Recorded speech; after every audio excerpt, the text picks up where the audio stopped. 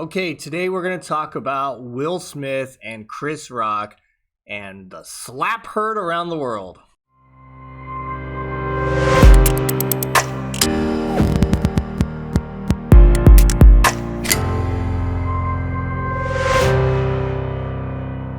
So if you have spent any time on the internet in the last week and a half, then you know about the Chris Rock, Will Smith situation. Basically, Chris Rock told a joke that was not appreciated by Will Smith.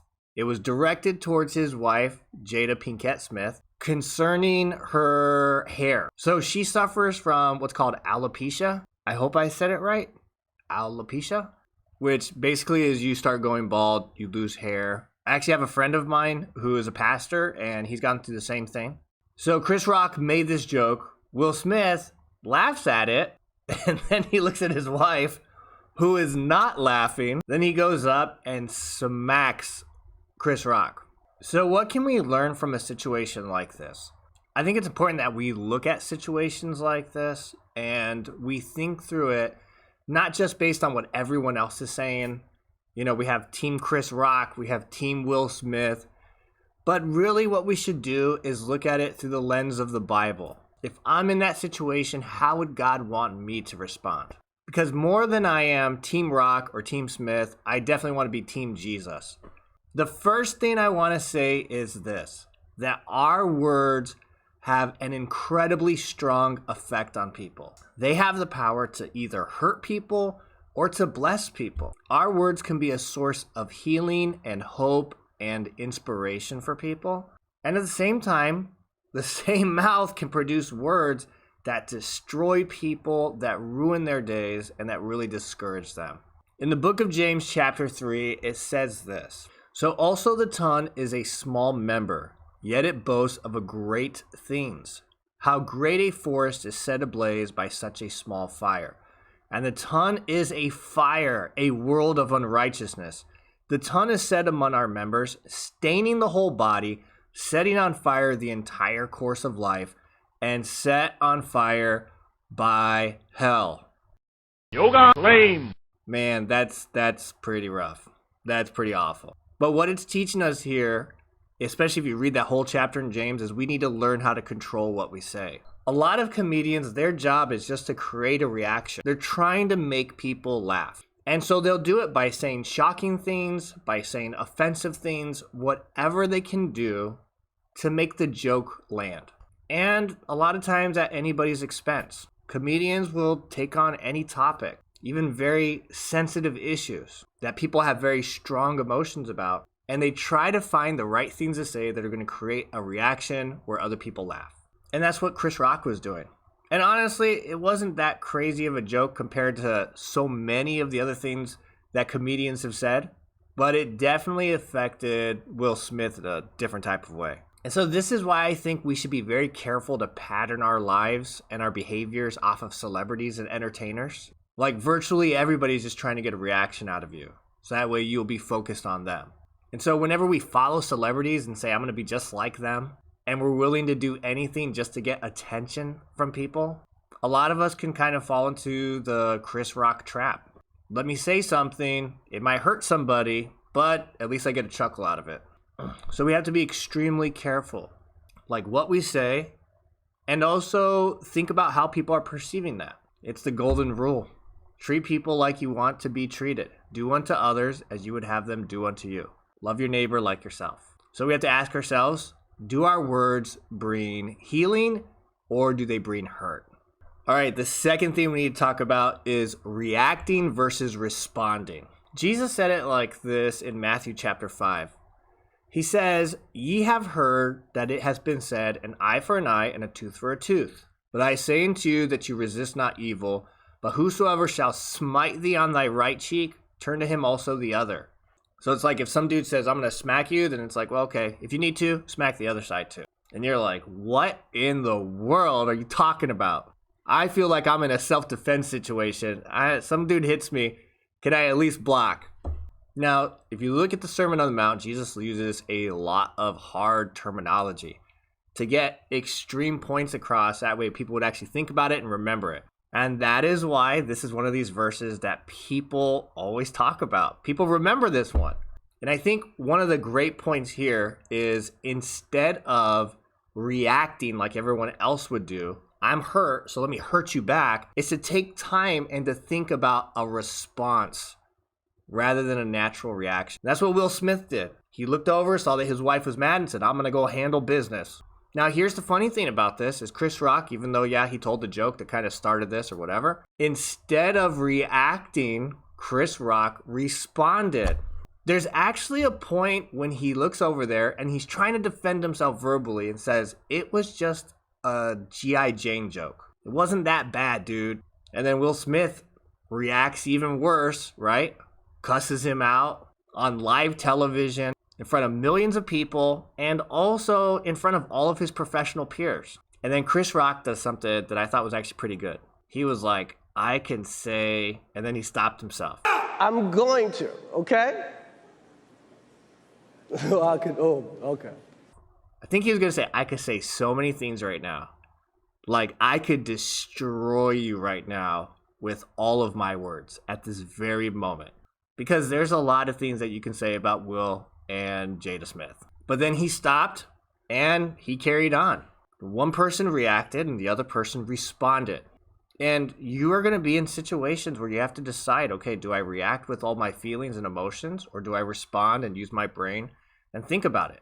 Mr. Jason Wilson is a person who runs a martial arts academy in Detroit. He works with young men and he does a lot of teaching, training, transforming. That's kind of his motto there. And he does a whole podcast on that. In YouTube, I'm going to leave the link below.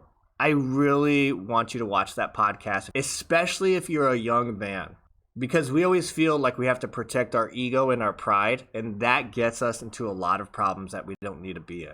And he said that the response by Will Smith should have been, just wait, and then after the show, him and Jada go, and he can explain to Chris, what you said hurt my wife, and I have a problem with that, instead of responding with violence. And here's the thing, I'm just going to be honest with you. If it was anyone else in a different situation, so many things could go wrong. So let's say you're out in Chicago at some restaurant and somebody says something rude to you and your date. You say, well, I'm going to go defend her honor. You punch him. Well, you don't know if he has a gun. All right, you punch him and you knock him out. Oh, wow, look at you. You're a tough guy. Well, he falls and hits his head and he's got severe injury. And you might be in jail facing assault charges. And if he dies, now you're facing manslaughter or murder charges. Like, the only reason Will Smith didn't get arrested is because he's a millionaire celebrity, which we can go into why that's incredibly unfair, but I don't want to get distracted. Reactions like that, where you're going to protect your ego and you're going to show everybody that they don't talk to you a certain way, that stuff can get you into trouble, that can get you killed. You can do some things that you're going to regret the rest of your life, and we just can't afford to have you guys getting into trouble and going to jail and losing so many years of your life over words. So you're going to have to decide, how do you respond to offenses that people give you? Are you going to react and be unhinged, or are you going to respond? Are you going to take time to process your emotions and calm down, think about what you're going to say, and then go to the person with a humble spirit seeking peace? Jesus said, blessed are the peacemakers. Or do you just want to continue the drama, continue the fight, continue the contention, which nobody wins in that? There's a quote about war that I really like, and it says this: no one wins a war. There are degrees of loss, but no one wins. So even if you think you won, you always end up losing something.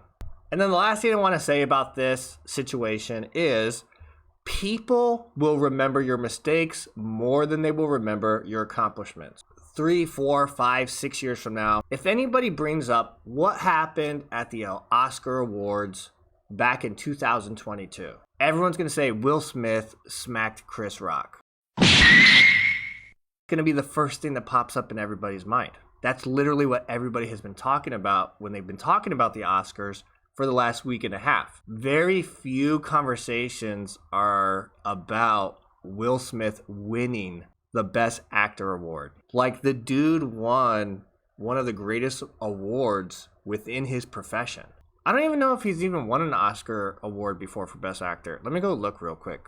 Okay, so check this out. He has been nominated 4 times for Oscar. This is his first time winning an Academy Award. He was nominated for Ali, Pursuit of Happiness, Best Actor. King Richard for Best Picture. I guess he directed it. And then he won the Best Actor. And nobody's talking about that. You know why? Because his mistake is overshadowed it in so many people's minds. And this is the thing, is that when we make mistakes, people tend to remember the negative more than they do the positive. It's sad. I wish people were more gracious. I wish I was more gracious. I wish I didn't look at people and remember their flaws all the time. But that's just kind of how we are as humans. It's unfortunate. I'm working on it. But human nature is human nature. The Bible says this in Proverbs chapter 26 and verse 1. As snow in summer and as rain in harvest, so honor is not seemly for a fool. It just doesn't seem appropriate for a foolish person to receive honor. Like, seriously, it looked almost silly for Will Smith to receive an Oscar after his behavior. It was just so weird. And that's what I'm going to say to you is like, before you react to something, think about the long-term consequences of it. Before you do something that is foolish or sinful, like stop and think about how does this affect me next year, 2, 3, 4, 5 years from now? Proverbs also tells us that a good name is rather to be chosen than great riches. Like our reputation and testimony is important. How people think about us when our name is brought up. Do they think of us as an angry person, a dangerous person, or somebody that can be trusted, somebody that is going to be helpful in life? And all of our actions kind of build that testimony. That's how we build our name. Our reputation is built every single day by every decision that we make. And you can make a lot of great decisions, but if you do something very foolish, a lot of times people remember that.